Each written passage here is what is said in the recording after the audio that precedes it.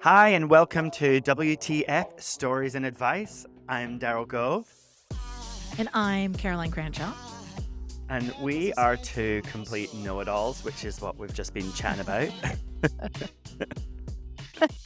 And, ooh, yeah. Wow, we can't, the stuff we've just discussed, we can't legally discuss on a podcast, but holy shit. Holy You guys fucking shit. If you're not a therapist already, you should become one just for the pure fact of the fucking stories that you hear. It is mind-blowing. And you can't tell anyone about it, but it happens to be someone we're working with to simultaneously. So, Better wow. work stories. Better work stories. So if you are interested in becoming a hypnotherapist, you should also know that we teach hypnotherapy, and we teach it in person in Auckland, New Zealand, but we also teach online. So it's IHI, Integrative Hypnotherapy Institute, and links down in the show notes, but you should check it out. Check that out because we're pretty fun, not just on here, but also when we're teaching. Okay, so Caroline, I know that we discussed that we were going to do that other letter that I told you about, but one came in this morning and I want to put this one first. Can it jump the queue? Yeah, go for it. Oh yeah, damn, I should have picked something that would be really, really freaky. But however, hey guys, I want to tell you a true story of something that happened to me. Though I've told it several times, this is the first time I have written it down. I grew up in a small town in rural England. There were a few dozen houses, a church, a school, and a couple of shops. People would pass through the town on their way to visit some of the more popular landmarks in the area. They would stop at the tea room for teas and scones or a savoury. So I like how she's building a scene. I assume it's a she. How do you know it's a she? That's offensive, Daryl, to assume somebody's gender. Okay. Sorry if you're a he. You just write like a girl. What's a girl anyways, Daryl? That's like a construct. Sorry. I'll shut up now. I was a very normal child, not sensitive or special in any way, and so Mum took me seriously when I told her about the happenings at the house. One day, I was with some of my friends. They were older, but not a bad influence, usually. I was really naughty this day, but we broke into the church. There's a bit of a theme, actually, with this in last week with the priest, but however. I say broken, but it was always unlocked. Anyway, if you go outside the main bit, there are some rooms that can be quite dark and spooky. So we were having some fun exploring those. And then I was coming up the stairs into the main part of the church where the services are, and the sun was in my eyes. Without having a chance to even see what it was, something the size of a small child ran across the room from under the front benches and right at me. It was so quick that before whatever it was hit me, I jumped to the side and fell down the stairs. I broke my arm and was covered in bruises. Shit. Ooh. That's what you get for breaking into churches. No, sorry, I'm Something really the size of a small child. The size of a small child, but didn't look like a child, or what? So I'm thinking like cat or dog or something like that. But yeah, I think there's more to it. So I was to rest at home for a few days before going back to school. Dad was always away and Mum had to go to work at a school in a nearby city. So I was home alone.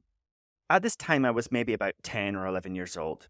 I was creeped out by what I had seen at the church, but put it down to something in my imagination or a prank. I didn't really think too much about it. I'm not a scaredy cat. One day, while home alone with my broken arm, I heard scratching noises coming from under my bed. Oh, God. Naturally, I went down the stairs and got a broom. I wanted to swat the rat that was surely making a mess under my bed. I came up the stairs and heard strange whispering, and I listened at the door. It sounded like 3 or 4 people conspiring. Oh my God, I've got goosebumps all over. Oh, so do I. It sounded like 3 or 4 people conspiring. I didn't have a TV in my room, and this freaked me out quite a bit. And this is where the letter goes a bit strange, so she's put brackets here. P.S. While I was writing this, right now. My cat went under my bed, which it never does. Then the TV in the other part of the house switched itself on. I'm literally scared half to death. It's almost midnight. Maybe I shouldn't be writing this. Then she continues. Wait, so she's writing this as it's happening? Yeah, she's writing the letter to us, and while she's writing the letter, like right This is now, happening. her cat jumps under her bed and her TV switches on in another room. Fuck. And what does the cat do? So she's scared half to death. Maybe I shouldn't be writing this. And she continues. So I just went through the lounge and my TV was playing. Throwback TV shows. The TV show Medium was on.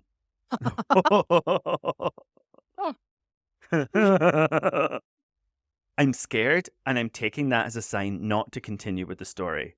I'll send you this part anyway since it's written, and I'm really sorry I can't continue. I don't mean to leave you in suspense. If I've created it at all, I'm simply too scared to finish writing it now. Maybe another time. Anyway, since I have your attention and you're both so lovely, I love listening to you. Bye. Thanks. Bye. Holy shit. Yeah, right? I was like, oh, creeping out reading that. Okay, if you want advice, and you can go back and listen to a podcast where I really describe it, but I had a psychic party at my house years ago, and afterwards, a friend of mine passed away, and I kept having dreams about her, and she kept saying, you need to see a medium in the dream. And I was like, I don't want to fucking see a medium. And after like 5 nights in a row, I'm like, okay. So I look up mediums and I see this guy, he does parties. And I thought, perfect, I'll just have a party where a person comes over and blah, blah. And he does. And he's mind-blowingly good. You just couldn't even, just the descriptions of the people who had passed on. We were all sitting there with our mouths hanging open in absolute shock. And afterwards, I couldn't even go into my living room or lounge, as you call it in New Zealand. I would get these horrific headaches, and my daughter started having night terrors, like horrific nightmares, right? And you'd hear her screaming, and she was probably about 3 at the time. And you go in, and she'd be standing on her bed going, stay away from me, stay away from me, don't touch me.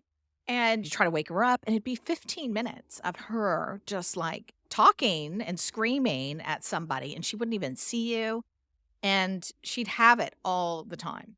And the dream was always the same, that these people were coming up through the floor, and they were kids. And she's like, dress dirty, mummy, bad clothes. And dirt on faces. She's 3 years old. And you're just like, what the hell? And it was the same dream every time. And I did everything you can imagine. It went on and on. I had a lot of very spiritual friends. They'd be like, oh, you need to clear the house and spray sea salt and put white light. And I even had a friend come over and do clearing, and nothing worked. The dreams kept going. And then I had another friend who was a pagan high priestess, 4 times ordained. I trained with her for a year to become a pagan high priestess, actually. And then when they offered for me to initiate and become one, I was like, nah, no thanks. I just, they loved that. Because I was like, I just want to learn the stuff. Like, I don't need to initiate. So I didn't. But she was like, you've opened a portal in your house. Like, you've opened a spirit portal in your house. What have you done? And I'm like, oh, I had a psychic party. And she's like, how do you think they all come through your house? I'm like, I don't know. Anyways, she told me that I had to like do salt and get a gold ring and draw a pentagram where I thought the portal was and all this stuff. And I did it because I was so desperate. And it didn't work. She still was having the dreams. And then I was like, okay, I had 2 daughters. They were each in their own room. I thought, okay, I'll put the younger daughter in the same room with her, and maybe that will help her. So I did that. I put the younger daughter in with her. And I remember one night I was painting this bedroom because I decided I was going to turn it into my office as well. I just finished my training in hypnotherapy at the time. And I'm painting the room. The room goes really cold. And the door swings open, right? And I was like, what the? Like, the door had been shut, right? I'm painting. It's at night. And I just knew something was standing there. And I said, get the fuck out of my house. And the door slammed shut. And I went, oh my God. And I'm getting goosebumps thinking about it now. And I'm just sitting there going, okay, I'm just imagining shit. It's a breeze, even though this is like in winter and all the windows are shut. And this is not an old house, right? It's not like an old house where stuff like that would happen. Like that stuff never happened. And 2 minutes later, I hear my daughter screaming, and I go in there and they're both standing on their beds and they're both fucking having the same dream at the same time. Shitty brick. Yeah. So not a dream. So not a dream. They're both like, get away from me. And I couldn't wake either of them. I mean, it took like you'd literally have to pick them up and almost shake them. Like it would take so much. And I'm like, fuck. And I call a friend of mine who's been on the podcast as well, Leslie Deems, who amazing. She's a doctor of functional medicine. She's a doctor of Chinese medicine. She's an acupuncturist and one of the most psychic people I know. So I call her up and I'm like, I don't know what to fucking do. Like my house is haunted. I've tried everything and my children are having horrific nightmares. And she was like, oh, easy. She tells the story. And I know you know this story, Daryl, but I love this story. I know this one. It's just crazy. It's the most insane part of any story. Oh, easy, easy. And she tells me this story of how she was living in Paris and she went to a market and she found this rug that she thought was beautiful. Looked like a small Persian looking rug.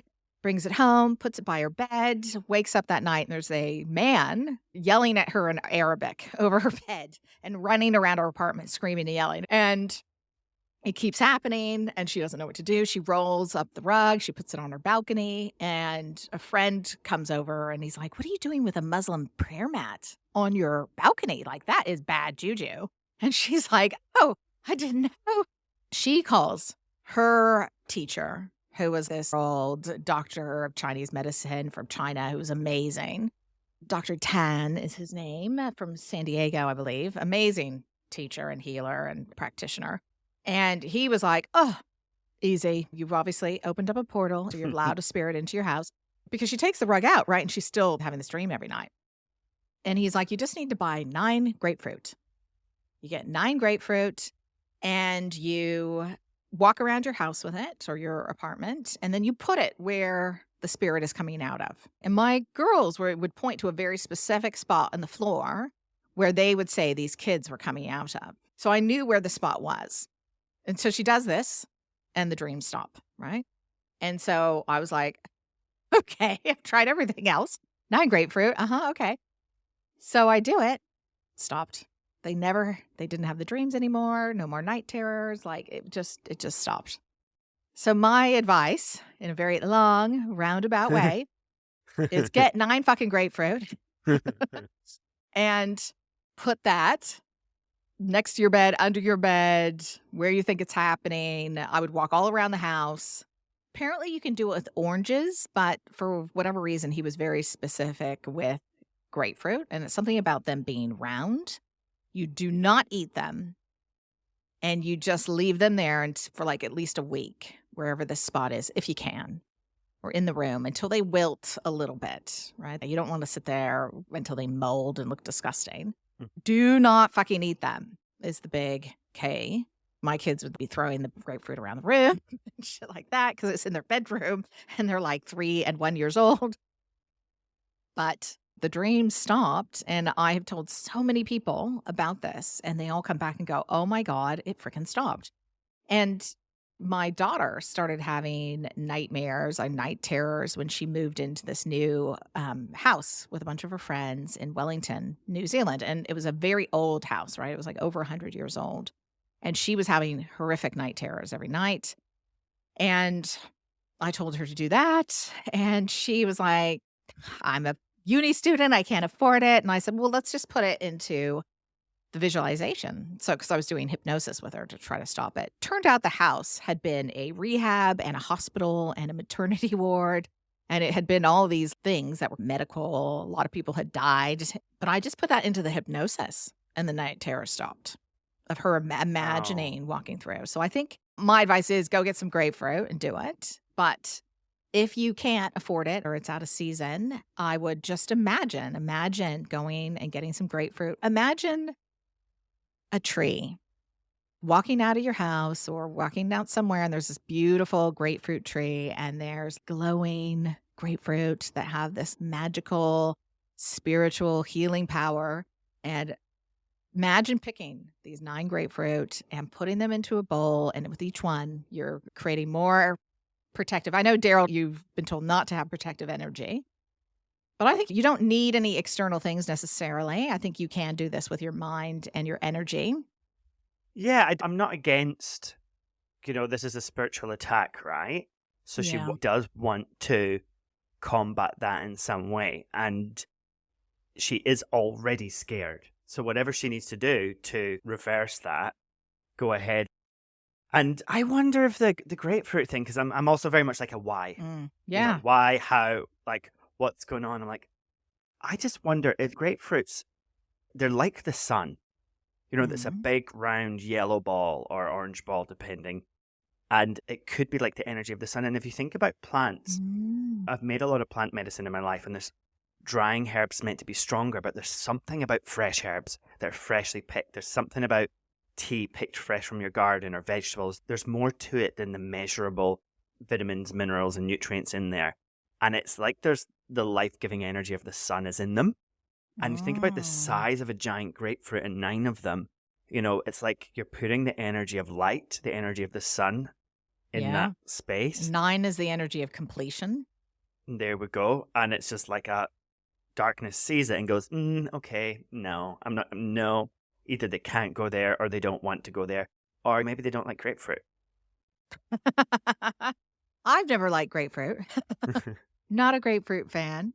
But yeah, I think you're right. And it's very specific that it had to be 9. And 9 is a number of completion with numerology. And I think in Chinese myth as well, like 8 is money and 9 is completion. I'm a 9 life path number. Do you know what you are? 5. Oh, Obviously. 5, flirty 5s. I always get along well with 5s. They're fun. So that's a scary story. Yeah. And I'm sorry you're going through that. But the thing to remember as well, I think something's probably just followed you home. Don't break into churches is my advice. Don't ever, ever touch a Ouija board, because I think they just opened some freaking door portal that is dangerous. Yeah, I have a lot of ghost stories from my past, and every time I think about one, such as one to do with the Ouija board, I think they're too freaky even for this podcast. Like, they're so scary. And so I'm not going to tell them right now. We can talk about... tell one. Oh, yeah, look, maybe the Ouija boards. No, it's too bad. It's really intense. I played with one once. I think I was probably 10 or 11 years old. And I remember it just moving so fast around the board. And we were all like, stop it. You're doing that. And it was like, ah. And we just took our hands off of it and the lights went out. And we were like, yeah, never touch one again. The first time I played with the Ouija board was with some friends, and I was convinced that they were moving it. And so what I did is I did it on my own. And then I was like, well, what if I'm moving it? What if my subconscious is moving it? And this is, I don't know, 15 years old. And I'm like, probably it's my subconscious. So I got a magazine, opened it up, randomly put A to Z randomly on the pages so I couldn't even see the letter clearly, closed my eyes and let it move, and opened my eyes to check each letter where it was. And it still could talk to me really clearly. And I was sitting on a sunny day across from this high school in the park under a tree. And it was saying, it was like, who are you? And it says, I am the devil. And I'm, yeah, and I'm coming to get you. It then gave a very specific threat. And I said, fuck you, I'm not scared of you. Slammed the magazine shut, and I swear to God, a lightning bolt struck the sky as I did that on a clear day. Like in Montrose, like my little town where we don't have lightning hardly ever. And I was so terrified. And then the thing that it threatened me with did happen. It did happen. And Shit. It was really bad. So it was like, yeah, don't do Ouija boards. Fucking scary things. And look, coming back to your story, because obviously this was a long time ago, this incident happened, and she's writing about it now, and things are playing up in her house. Just don't write about it. Just don't talk about it. Don't give any energy to it.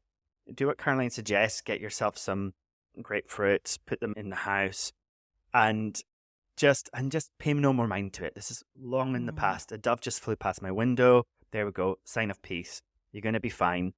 Just pay no mind to it. Don't need to tell us.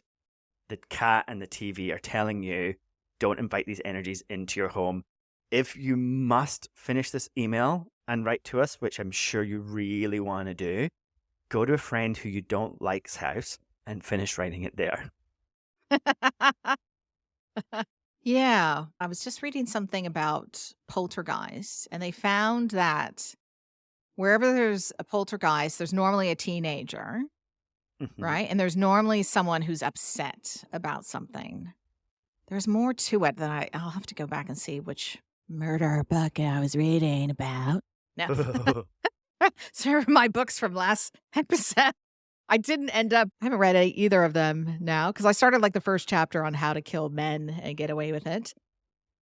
And it was just really horrible, that first chapter. So I thought, nah, I get enough scary stories at work that are real. I don't think I need to add those to my mind at the moment. I think the other thing is if something spiritual is scaring you, I think the other thing to remember is you are more powerful. You are physical and spirit, whereas they are just spirit, right? And they feed off fear. So I think laughing at them, imagine you have a massive eraser and you're like, I am going to motherfucking race you if you don't get out of my house. Crazy always wins, so be crazier than Yeah. Then the crazy shit. the thing trying to scare you. No, definitely right. Get out in the sunshine, just connect with the light, and just imagine it going into your home, clearing out your house, going into every nook and cranny, going into the past, connecting with that church, clearing out that church, just clear it all the way into your past. Just bring the light from the sun in your mind, through your heart. Just imagine it just going everywhere, and then just move on. Just forget about it. Don't think about it. Just get the grapefruit, stick them in there, and just move on. And yeah, if you have any more scary stories, I have been plowing through the books, Caroline, recently. I finished my 9th book this year. I'm on a bit of a binge. 3 in a week. Nice. Been binging, but it's all non-fiction at the moment. So I've been reading neuroscience and mind-body medicine stuff, which I know you've read probably most of these same ones. But I know, I'm like, those are amateur numbers, Daryl. for me, like, I think I read 10 last year. I'm just teasing. I was like, yeah, I managed 10 last year. So this year I'm like, I want to read one a week.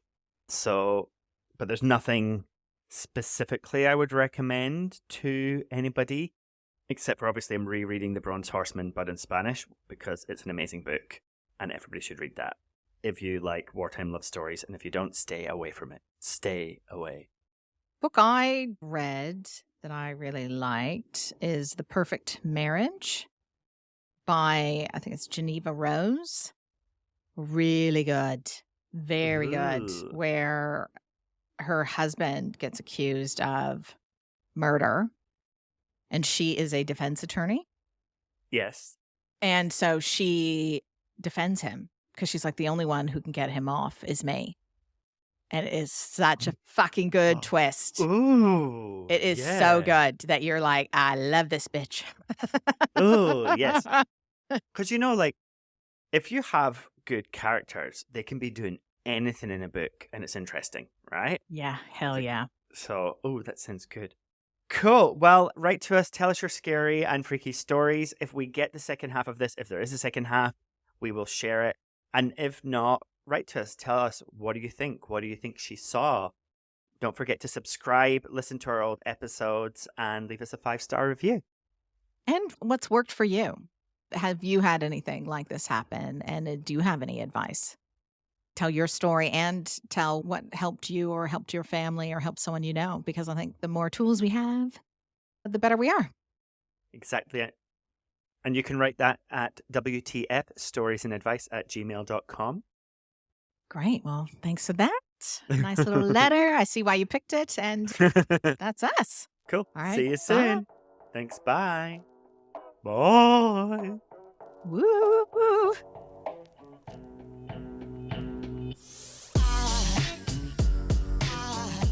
There goes a sight from my soul.